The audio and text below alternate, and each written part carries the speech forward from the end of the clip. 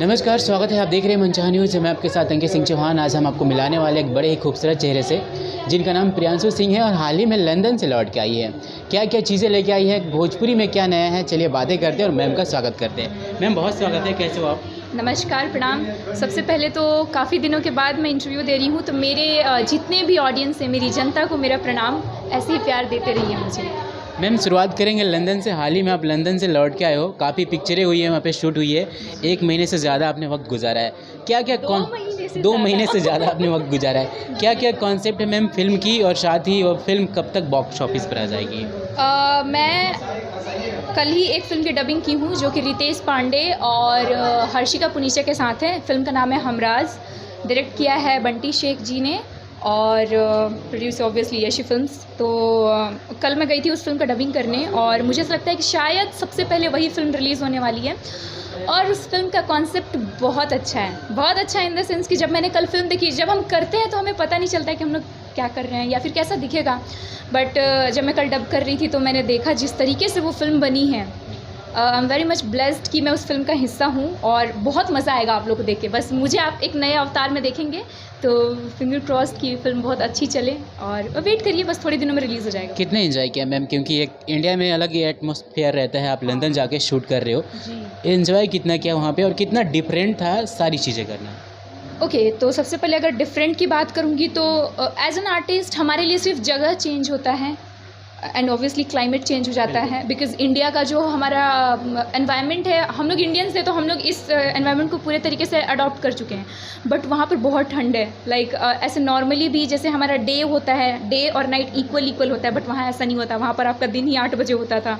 तो हम सुबह 6 बजे उठते थे, 7 बजे उठते थे, एकदम अंधेरे में मेकअप वगैरह करके रेडी हो जाते थे कि जैसे ही धूप निकला काम शुरू, और फिर उसके बाद 4 बजे वापस अंधेरा।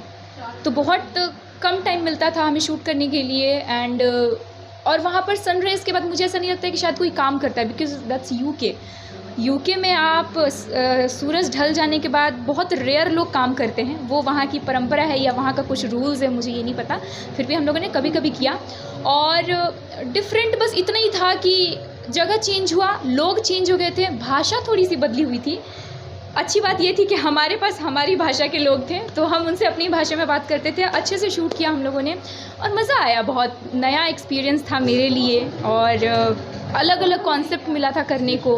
तो मुझे ऐसा लगा कि शायद यहाँ पे आके मैंने कुछ ज़्यादा ही सीख लिया है। एक होता है कि आप दो दिन हो, 4 दिन हो, 1 महीने हो। I was there at least 74 days. मुझे ऐसा लगता है कि शायद 2.5 महीने ऑलमोस्ट मैं वहाँ थी। तो मुझे ऐसा लग रहा था अब इंडिया जाऊँ, वरना मैं इंडिया भूल जाऊँगी। नहीं सॉरी, मैं भूलूंगी तो नहीं, बट मैं बहुत घर के खाने को मिस कर रही थी, स्पेशली इंडियन फूड को मिस कर रही थी। तो मुझे घर आने की बहुत जल्दी हो गई थी। एंड में तो एकदम हम लोग ऐसे परेशान होने लगे थे कि हम लोग का नहीं पता, बट मैं बहुत परेशान हो गई थी। मुझे जल्दी जाना है बिकॉज खाना है। बट बाकी कुछ नहीं। फिल्म्स बहुत अच्छी हुई हैं, एंड बहुत जल्द आप लोगों के सामने आने वाली है। जी जी, ऐसी फिल्म के बैनर तले अब पिक्चर आने वाली। मैम पूरी टीम जब वहाँ पे गई हुई थी, पवन भैया भी एटलीस्ट उसमें शामिल थे, तो माहौल कैसा रहता था सेट का? जो अमूनन अगर देखें तो जब बड़े सुपरस्टार रहते हैं तो काफ़ी कोऑर्डिनेट करते हैं छोटे सुपरस्टारों का। कितना मज़ा आया था पवन सर के साथ काम करके, और वहाँ पे जब वो टीम में हिस्सा थे तो क्या कितना कोऑर्डिनेट करते थे अपने कलाकारों को? ओके, सो तकरीबन मेरे जानकारी के हिसाब से शायद 100-150 के करीब कुछ लोग यहाँ से गए थे, जिनमें कि हमारे पवन जी, कल्लू जी, रितेश जी, चिंटू जी, काजल मैम, स्मृति मैम, और भी बहुत सारे लोग गए हुए थे। तो मुझे अच्छा इस बात का लगा कि मैंने पवन जी के साथ एक भी फिल्म नहीं किया वहाँ पर, ना ही मैंने कोई सॉन्ग किया है। बट उनका नेचर, उनका बिहेवियर, जैसे कि कोई भी सेलिब्रेशन होता था, 26 जनवरी हम लोगों ने वहाँ पे सेलिब्रेट किया था बहुत अच्छे से। और कभी कभार उनसे बातें करते थे। जब उनके लिए इंडिया से खाना आता था तो सब मुंह उठा के उनके रूम में चले जाते थे कि हाँ, हमें सुनने में आया है कि आपके पास खाना आया है। और वो इतने प्यारे हैं कि जैसे कोई एंटर करता था ना उनके रूम में, तो वो ऐसे कहते थे, आज समझ में आ रहा है सब क्यों आ रहे हैं मेरे कमरे में। वो ऐसे थे। और मैं ना बहुत डरती थी कि पता नहीं जाऊंगी, घर का खाना है, काफ़ी दिनों के बाद आया है।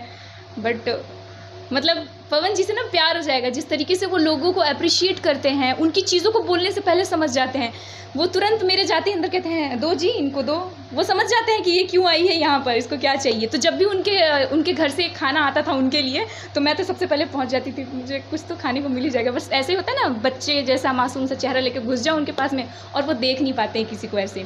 तो उनका खाना भले एक ही दिन में ख़त्म हो जाए, लेकिन पूरी टीम को खिलाते थे वो, चाहे वो कुछ भी जाए। घर का लिट्टी जाता था तो खिलाते थे, और कुछ ठेकुआ वगैरह बन के जाता था, सत्तू आता था उनके लिए, चिकन आता था, तो सब चीज़ खिलाते थे। और ऐसे बर्थडेज़ वगैरह जब कभी भी हम सेलिब्रेट करते थे तो उनका बिहेवियर हर इंसान के प्रति बहुत अच्छा था।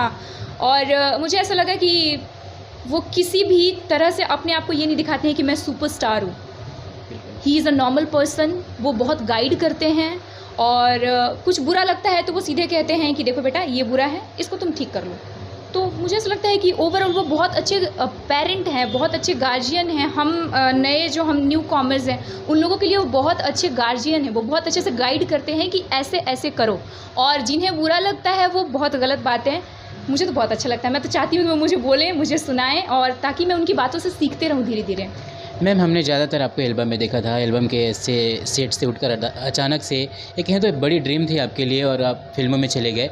कितना डिफरेंट था वो चीज़ें, कितना चैलेंजिंग रहा आपके लिए कि हाँ, एक एल्बम आप एक दिन में पूरे शूट को कंप्लीट कर लेते हो, लेकिन जब आप फिल्म के सेट पे जाते हो तो सारी चीज़ें पूरी स्क्रिप्ट के अनुसार से रहती है, और लगभग वो काफ़ी समय अंतराल भी लेता है। तो कितना चैलेंजिंग रहा आपके लिए?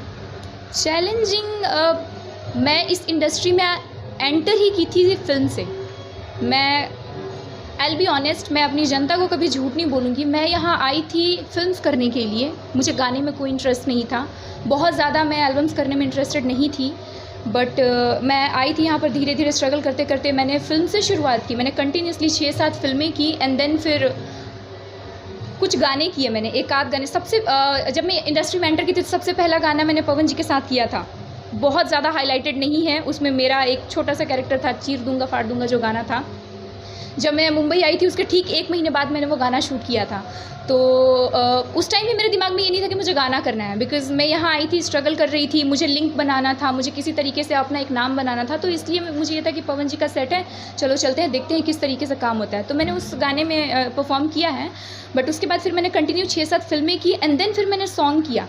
सडनली मेरे कुछ गाने क्लिक हो गए। तो अब फिल्म्स बाद में रिलीज़ होती हैं, गाने तो आपके आज बने कल रिलीज़ हो जाएंगे। तो मेरी फिल्म्स बन के काफ़ी रेडी हैं। इवन विवाह 2 में मेरा चिंटू की बहन का मैंने बहुत अच्छा कैरेक्टर किया है एक। और मुझे शायद सुनने में भी आया है कि लास्ट ईयर की सबसे हाईएस्ट TRP विवाह 2 ने अर्न की है। तो उस फिल्म में बहुत अच्छा मेरा कैरेक्टर रहा। वो थिएटर रिलीज़ मेरी पहली फिल्म है। एंड उसके अलावा बहुत सारी फिल्में मैंने अभी और की हैं, आने वाली हैं। तो मुझे ऐसा लगता है अभी तक शायद मेरी 15-16 फिल्में हो चुकी हैं। तो मैं गाने में बाद में आई हूँ, पहले फिल्मों में आई थी, फिर बीच में मैं गाने में चली गई, उसके बाद फिर मैं वापस फिल्म का फ्लो पकड़ ली हूँ। मैं गाने करूँगी, अब मुझे वो कहते हैं ना, थोड़ा सा मैंने टेस्ट करके देख लिया तो अच्छा लग रहा है, तो अब मैं गाने ज़रूर करूँगी, बट मेरा मेन फोकस फिल्मों पर ही है। मैम, हमेशा से आपको बहुत प्यार मिला है, फैंस लगातार सपोर्ट करते रहे। जाते जाते अपने फैंस के लिए क्या कहना चाहेंगी? मैं फ़ैन्स के लिए हमेशा एक ही चीज़ कहती हूँ कि मुझे बहुत जल्दी भोजपुरी इंडस्ट्री की जनता ने एक्सेप्ट किया है। मैं हूँ भोजपुरी लड़की, लेकिन मेरा पालन पोषण उड़ीसा में हुआ है। तो मुझे एक डर था कि पता नहीं यहाँ के लोग मुझे एक्सेप्ट कर पाएंगे कि नहीं जल्दी, बिकॉज़ यहाँ के डांस अलग हैं, मूव्स अलग हैं, और एक्सप्रेशंस अलग हैं, लोगों से मतलब इंटरेक्ट करने का तरीका अलग है। लेकिन मैं जिस माहौल में रही थी वो इससे थोड़ा सा अलग था, तो मुझे थोड़ा सा डर था। But thank you so much, सब लोगों ने मुझे इतना जल्दी एक्सेप्ट किया है ना कि 2 सालों के अंदर एक, मुझे नहीं पता कितना बड़ा नाम है या कितनी बड़ी हस्ती, ये वो मुझे कुछ नहीं मालूम, बट मैं जहाँ जाती हूँ मैं बहुत खुश होती हूँ कि 2-4 लोग भी मुझे मेरे नाम से पहचानते हैं। सो ये मेरे लिए अपने आप में बहुत बड़ी अचीवमेंट है। तो मैं चाहती हूँ कि ये 2-4 करके ऐसे 200-400 करोड़ बन जाए। ऐसे ही प्यार देते रहिए मुझे। Thank you so much. Thank you so much ma'am, अपना बहुत ही प्यारा सफल हमें देने के लिए। तो मैम को बहुत सपोर्ट करिए, जैसे ही पिक्चर बॉक्स ऑफिस पर आती है हम अपडेट देंगे, फिल्म की रिव्यू भी करेंगे, मैम का कैरेक्टर कैसा लगा वो सारी चीज़ें बताएंगे। बस अपना ख्याल रखिए, मुस्कुराते रहें। नमस्कार।